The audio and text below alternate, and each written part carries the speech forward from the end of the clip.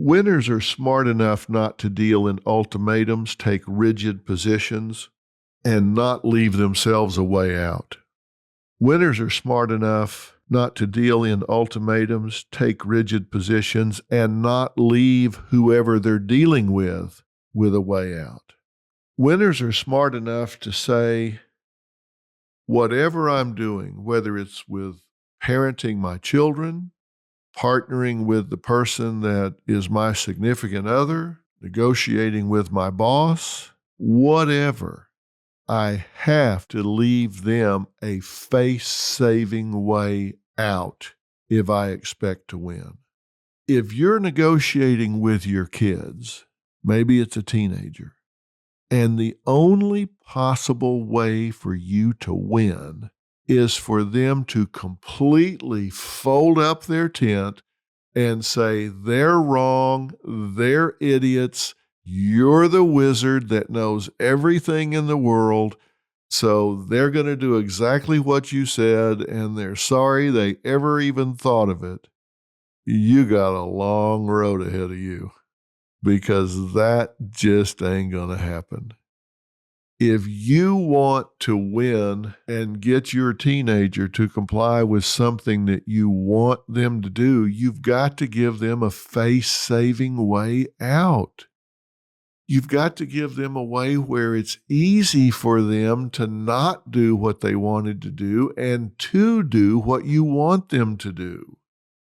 That means you've got to figure a way to get this handled without them saying, yes, you're right and I'm wrong. I mean, you're crushing their ego when you do that.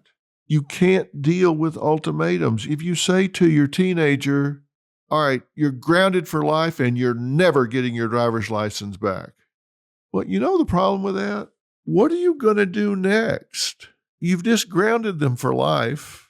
What are you going to do now? Ground them in the afterlife? You have nowhere to go.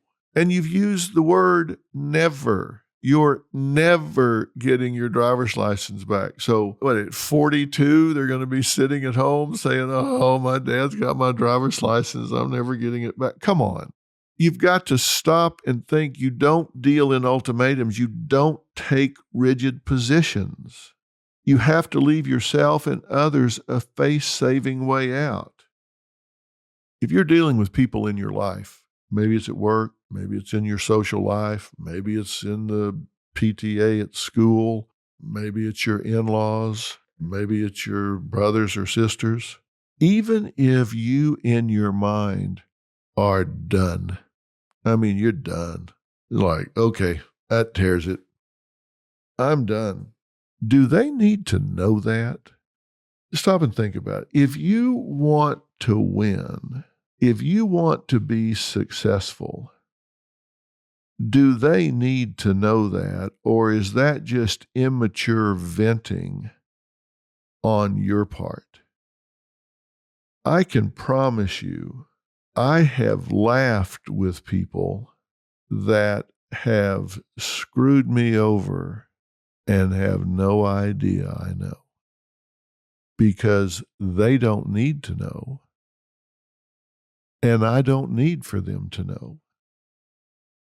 I don't telegraph everything I know.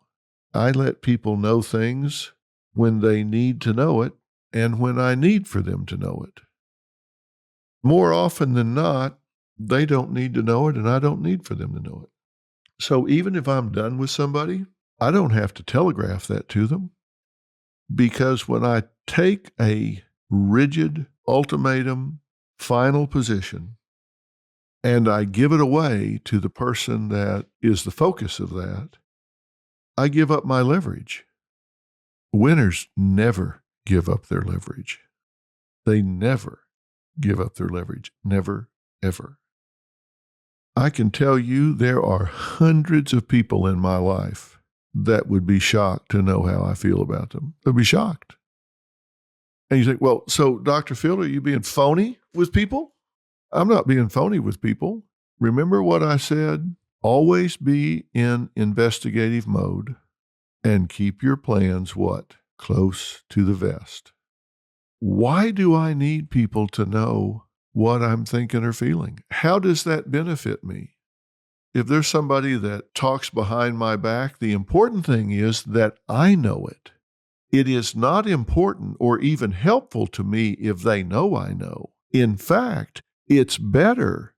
It is more helpful for me if they don't know I know. That's valuable to me.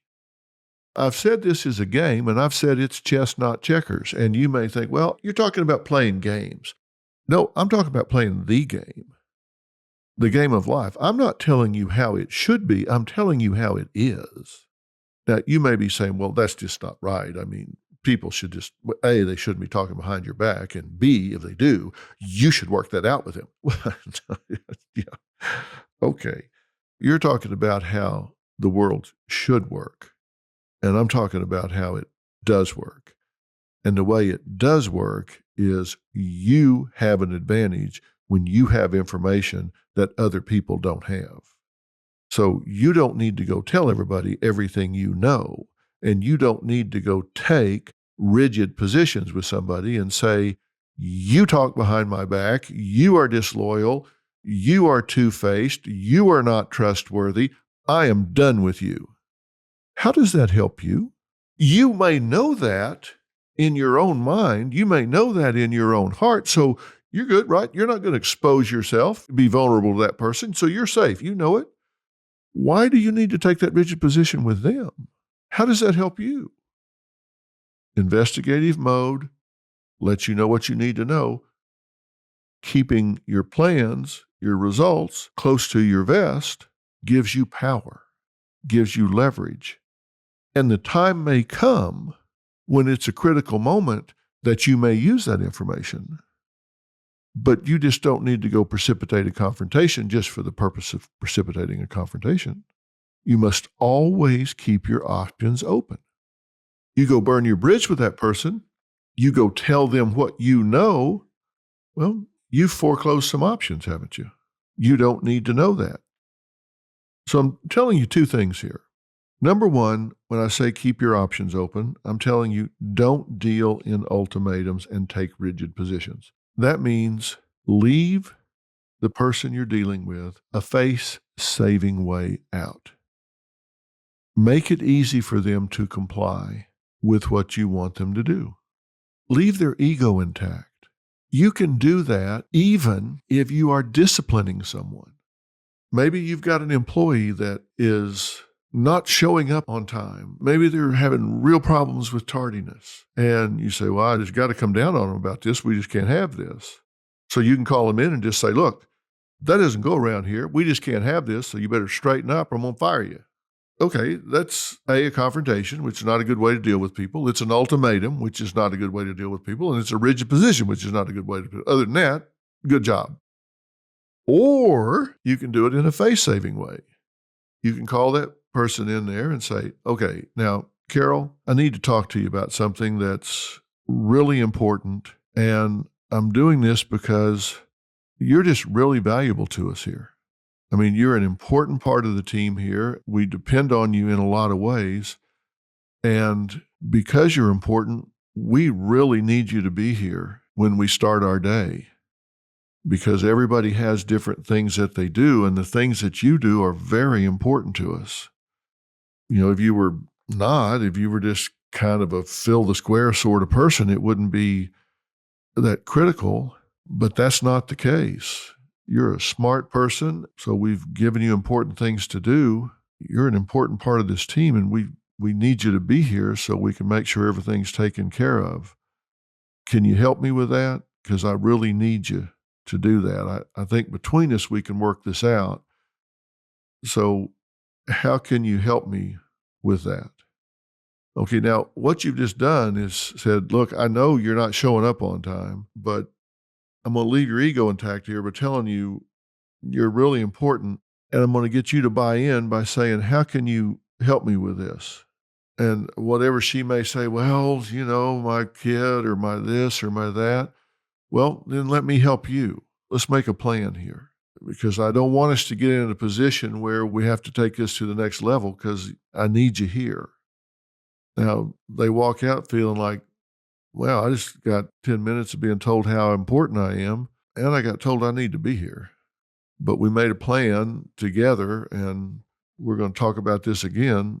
It's a whole lot better than taking rigid ultimatum positions where she has no face-saving way out of this.